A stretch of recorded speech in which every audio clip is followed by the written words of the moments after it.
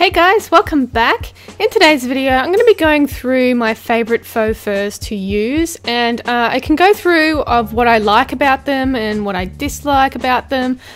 So let's start off with the first one, and this is called Mongolian faux fur, and this is my favorite fur to work with. I just really like the texture, and I find it to be really good quality, and I find you can do a lot with it. So you can have this fur as it is with all the clumped together, the way it looks, or you can actually brush it out and it will give you more of a fluffy sort of texture. So it is pretty versatile.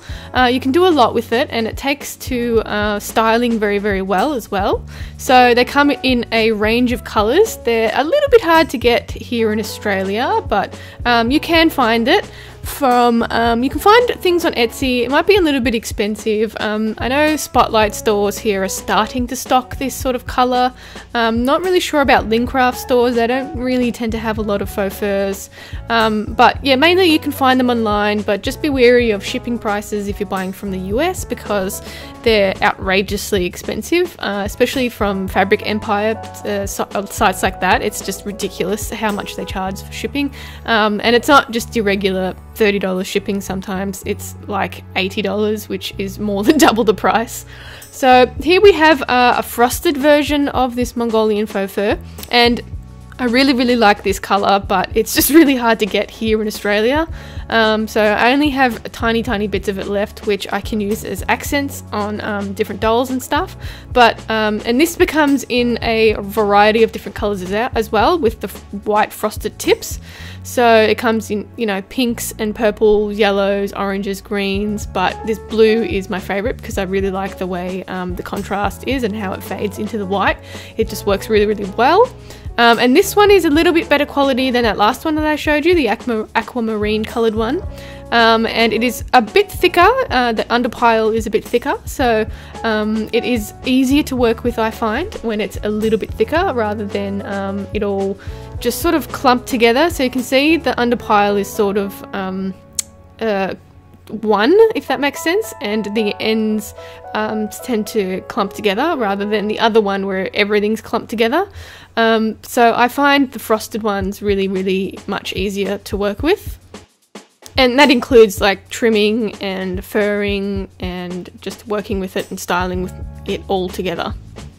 Moving on to the next one, and this is a really nice fur that I have. I made a few dolls a long time ago with it, and I can't find it again, but it is a medium length faux fur, and it is like a two-toned sort of colour. So you can see in the back here how it has the little red dots on the back, so that is sort of highlights that go throughout the faux fur, and the normal maroon colour throughout, and then you also have the tips in a black colour. So there's, you know, quite a different coloured tones in this particular faux fur, and it is thick. It's not really thick and it's not thin, so it's the perfect pile length and density that I like working with.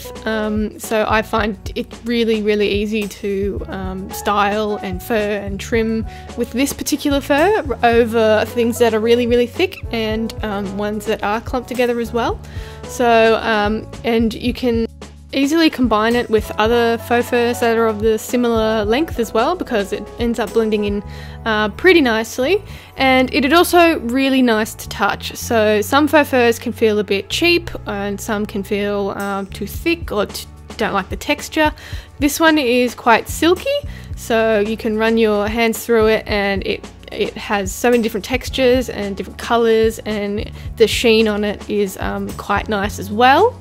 So this is a similar faux fur. This is one that I use all the time, and that's the same length and the same density, the same quality, and not so shiny, not as shiny, but yeah, you can easily blend it in with white fur like this. So this is like my staple faux fur that I use for everything, and you can see the underpile is just as thick as the red one as well, so also works really well and makes it a lot easier for furring and trimming as well. And also with the white, a good thing is you can make it whatever colour you want. It does, in place of texture, it does make it a little bit stiffer, a little bit rougher than your, you know, other coloured faux furs, but you know, give or take, it's what you really want out of the faux fur.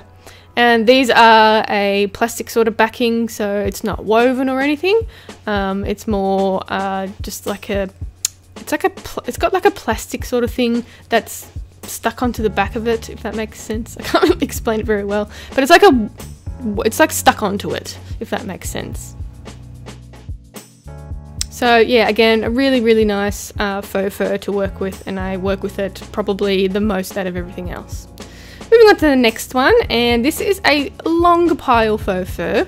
It's the same sort of structure as the last two, with that thick undercoat, but not too thick, and the black tips on the end of the faux fur, and it's a really nice grey colour as well, but it's just a little bit longer than the last two furs. So everything else is pretty much the same. The way you work with it is pretty much the same. It gives you a nice texture when it's trimmed and everything, as long as it's trimmed evenly. And it gives you a nice solid colour as well when you trim it, rather than some faux furs that have patterns throughout. It sort of ends up looking a bit strange when you trim it. So yeah, I like the solid undercoats, so it's much, much easier to work with, and always turns out looking much, much better as well. So I'm currently making a doll with this particular faux fur, so it will be up on my YouTube in the next couple of weeks. I won't tell you what it is, you have to stay tuned. But yeah, again, really enjoy working with it, and you can see that I've drawn out the picture of the pattern of the doll on the back of that. Moving on to the next one, and this is a little bit thicker again, but also really, really nice to work with. I've made a few wolves out of this faux fur, and again, it has the solid white coloured what do you call it? Underfur, and it's got a brown and black tipped at the end of that pile, which is also really nice to work with. You just have to be careful when you're trimming this to take into account where the colour ends, so you don't want like a stark line when you trim it. So always something to keep in mind if you want things to look realistic, but if you want that straight edge line, then by all means cut the colour off and you will have a nice white edge on that one. And again, the backing is a little bit stretchy as well, the same sort of backing as the rest of the faux furs, so it's that plasticky sort of glued backing rather than woven. But and this one is a little thicker, so when it gets thicker, it's harder to work with. So also keep that in mind when you are working with any faux furs. The thicker it is and the thinner it is, the more harder it to work with. So it's always good to try and find that medium thickness when working with faux furs, because you don't want a cheap one either, because it ends up just looking a bit rubbish. And moving on to the last one that I like, and this also looks like Mongolian faux fur, but it's actually alpaca faux fur. So it's a little bit more curly, and the little curls are actually thinner than on the Mongolian faux fur. And this is really fun to work with. It's not my absolute favorite, but I just like the texture of it. It's just a little bit different. And if you're working with something that's like an alpaca, it's hence the reason it's called alpaca, is it actually looks like it and it behaves like it as well. So you can get really great colors with this particular fur. Just do keep in mind, if you have some of this, it is a little bit more difficult to apply fur to things, just because it's curly right up until the backing, and the backing is the same deal, a bit stretchy, and also is that sort of pasty glue plasticky background as well. So nice sturdy background also helps as well when you're doing things. Alright, and that's my favorite furs. So that's it for this video. If you liked it, give it a thumbs up, and don't forget to subscribe. If you have any requests, you can leave it in the comments down below. You can also check me out on Instagram and Facebook at Creatures of Nat, and I'll catch you in the next one. Bye bye!